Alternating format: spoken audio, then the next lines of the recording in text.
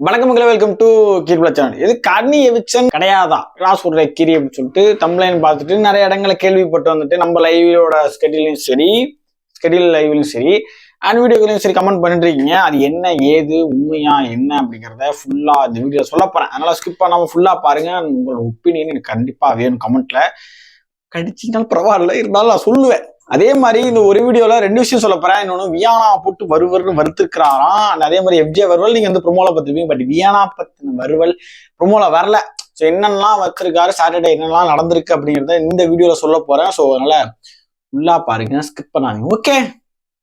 So இப்போ பரபரப்பா போயிட்டு இருக்கிறது பார்த்தீங்கன்னா, இந்த மாதிரி Ramya Joe title winner Ramya Joe வந்து ஓரம் கட்டிக்கிட்டு கனித்திரு வந்து தூக்கிட்டாங்க அப்படின்னு சொல்லிட்டு மத்தியானம் போல ஒரு விஷயம் கிளம்புனுச்சு.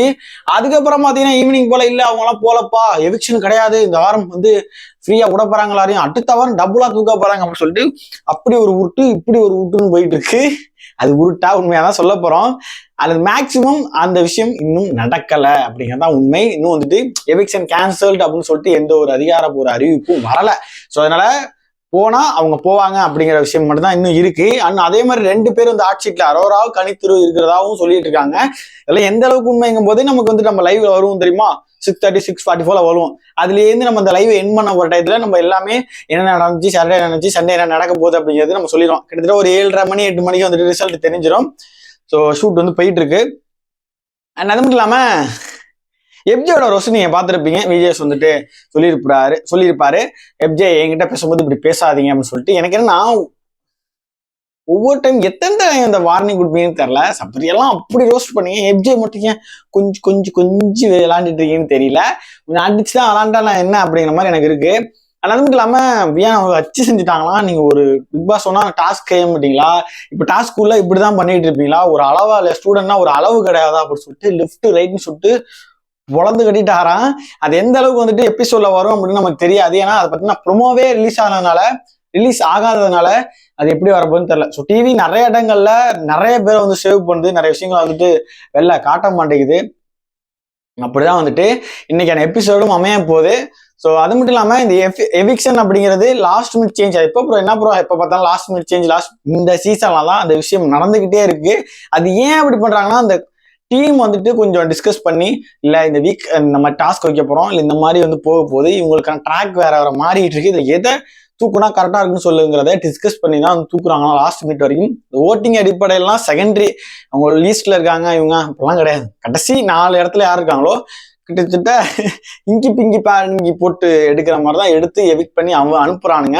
ஸோ அதனால இந்த வீக் என்ன பிரச்சனைங்க, கனியை தூக்குறாங்க ரம்யா ஜோ வச்சுக்கிட்டுனா இது என்னோட பாயிண்ட் ஆஃப் வியூ தான். ஸோ நான் சொல்றது உங்களுக்கு புரிந்தா ஆமா ப்ரோ வாய்ப்பு இருக்குங்கிறத கமெண்ட்ல சொல்லுங்க.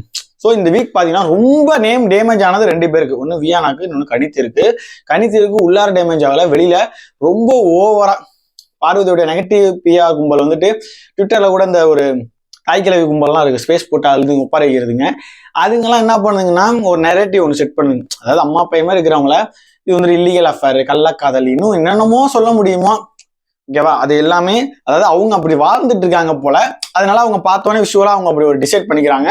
அதை அப்படி ஒரு ப்ரொஜெக்ஷன் பண்ணி நிறைய நெகட்டிவ் பிஆர் இருக்கும்போது இந்த வேலையை பார்த்துட்டு இருக்கு. இதை பார்த்துட்டு இருக்க கனித்தரோட சிஸ்டர் விஜயலட்சுமி அவங்க வந்துட்டு அந்த ஒரு ரிக்வஸ்ட் வச்சிருக்கிறதுக்கு வாய்ப்புகள் ஏராளமா இருக்கும். ப்ளீஸ் எவிக்ட் பண்ணி, ஏன்னா இது வந்துட்டு இன்னொரு சீசன் ஏதோ சீசன் நடந்திருக்கு. இதே மாதிரி உள்ளவங்களுக்கு பேர் ரொம்ப டேமேஜ் ஆனா வெளில இருந்து ரிக்வஸ்ட் பண்ணி அதை எவிக்ட் பண்ணிருக்கிறாங்க. இது நடந்திருக்கு, பாசிபிள் ஆகியிருக்கு, இது இல்லைன்னா சொல்ல முடியாது. ஸோ கனி இஃப் எவிக்டட்னா இதுதான் காரணம். இஃப் ஓகேவா, இதுதான் ரீசனா இருக்கும். ஏன் நிறைய பேர் கேட்கறதுக்கு இதுதான் ரீசனா இருக்கும்.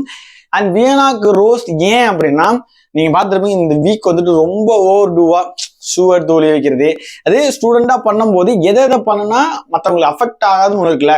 ஸோ அதுதான் இங்க பிரச்சனை. அவங்க ஷூவர் வச்சோன்னா அவருக்கு வந்துட்டு தர்மலிங்கம் சாரா வந்து இருந்த அமித்துக்கு பேக் பெயின், ஓகேவா? ஸோ அது பிசிக்கலா ஒருத்தர ஹர்ட் ஆகுது.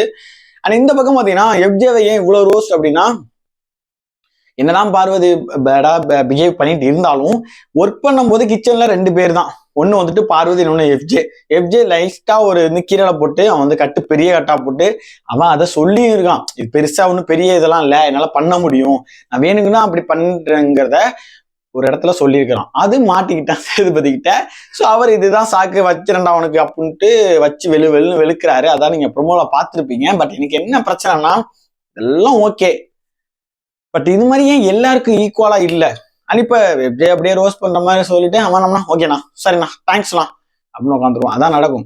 வேற ஒன்றும் நடக்க போறது கிடையாது. அவன் திருந்துறதோ இல்லை வந்துட்டு வேற எதுவும் பண்ண போறதோ அப்படிலாம் இருக்காது. இந்த லவ் ட்ராக்குங்கிறது திரும்ப கண்ணி தான் ஆகும். எனக்கு ஒன்றும் புரியல. இந்த சீசனே வந்துட்டு போஸ்ட் பேச்சையும் மதிக்க முடியறானுங்க, பிக் பாஸ் பேச்சும் மதிக்க முடியறானுங்க, ஆடியன்ஸோட ரியாக்ஷனுக்கும் கேட்க முடியறானுங்க, உள்ள வந்து கெஸ்ட் சொல்லிட்டு போறதையும் கேட்கறது கிடையாது. இது ஒரு மட்டமா மழுமட்டியா ஒரு சீசன் போயிட்டு இருக்குன்னா அது சீசன் 9 தான் சொல்லலாம். அது உள்ளதை விட வெளியில இன்னும் டாக்ஸிக்கா ரொம்ப எக்ஸ்ட்ரீம் கோர் வந்து போயிட்டு இருக்கு. அதுவும் எஸ்பெஷலி ட்விட்டர்ல வந்து போடுற ட்வீட்ஸ் வந்துட்டு ரொம்ப கேவலமா இருக்கு. ஸ்பேஸ்ல ஒரு 200 300 பேர் இருந்துட்டா நாங்க தான் எலான் மஸ்க் ஒய்ஃப் அப்படிங்கிற மாதிரி பிஹேவ் பண்றானுங்க ரொம்ப கேவலமா. எனக்கு என்ன, ஒரு ஆண் அப்படி ஒரு நரேட்டிவ் செட் பண்ண முடியலாம். மேக்சிமம் ஒரு பெண்ணு இருந்துகிட்டே ஒரு பெண்ணுக்கு எதிரியா இருக்கும், ஒரு இனம் அந்த இனத்துக்கே எதிரியா இருக்கும் போதுதான் அது வந்துட்டு என்ன பண்றது அப்படின்னு தெரியல. பட் யூடியூப் ரொம்ப ரொம்ப டிஃப்ரெண்ட். இங்க வந்து வேற மாதிரி இருக்கும். நான் நிறைய தடவை பார்த்துட்டேன். ஸோ இன்ஸ்டா இன்னும் டிஃப்ரெண்ட். ஸோ யூடியூப்ல ரொம்ப நியூட்ரலான, ரொம்ப ஆர்கானிக்கான, ரொம்ப நேச்சுரலா எந்த காசும் வாங்காத ஆடியன்ஸ் இங்க இருக்காங்க. ஸோ அது நீ கமெண்ட் செக்ஷன்லேயே பார்த்தாலே தெரியும் அங்க இருக்கிற சப்போர்ட் இங்க ஏன் இல்லை அப்படிங்கிறது. ஏன்னா மக்களுக்கு உண்மை என்னங்கிறது தெரியும்.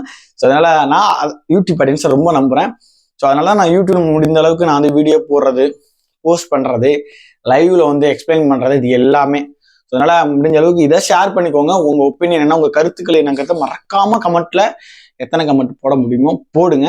தெளிவா போடுங்க, அண்டர்ஸ்டாண்ட் பண்ணிக்கிற அளவுக்கு போடுங்க. ஓகேவா? நெக்ஸ்ட் நான் லைவுக்கு வர போறேன். குயிக்கா வந்து சப்ஸ்கிரைப் பண்ணி வச்சுக்கோங்க. அதுல இன்னும் எந்த அளவுக்கு அப்டேட் தர முடியுமோ அத்தனை அப்டேட்டும் கேதர் பண்ணி உங்களுக்கு தரேன். So stay tuned with Kribal channel. Next ஒரு சூப்பரான வீடியோட மீட் பண்றேன். இதை உங்களோட உங்களுக்கு Kribal. Tata bye. See you again.